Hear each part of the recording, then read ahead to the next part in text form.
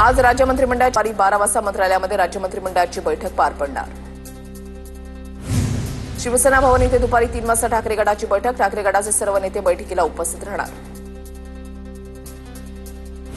आज संध्याकाळी अजित पवारांच्या राष्ट्रवादीची बैठक। संध्याकाळी देवगिरी बंगल्यावर राष्ट्रवादीची आढावा बैठक। स्थानिक स्वराज्य संस्थांच्या निवडणुकीसाठी भाजपा ऍक्शन मोडवर। मुख्यमंत्री देवेंद्र फडणवीस यांनी वर्षा निवासस्थानी बैठक बोलावली। चंद्रशेखर बावनकुळे, रवींद्र चव्हाण, मंत्री चंद्रकांत पाटील, गिरीश महाजन, अतुल सावे राहणार उपस्थित।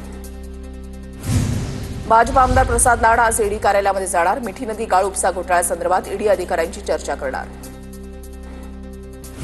पुण्यामध्ये उद्धव ठाकरेंच्या शिवसेनेला धक्का। हडपसरचे ठाकरेंच्या शिवसेनेचे माजी आमदार महादेव बाबर आज अजितदादांच्या राष्ट्रवादीमध्ये प्रवेश करणार। विधानसभा निवडणुकीमध्ये उमेदवारी न दिल्यानं महादेव बाबर नाराज होते। इंदापूर विधानसभा निवडणुकीमधील अपक्ष उमेदवार प्रवीण माने यांचा भाजप प्रवेश निश्चित। प्रवीण मानेंनी घेतली मुख्यमंत्री फडणवीस यांची भेट। शरद पवार गटातून बाहेर पडत प्रवीण मानेंनी इंदापूरमध्ये लढवली होती अपक्ष निवडणूक।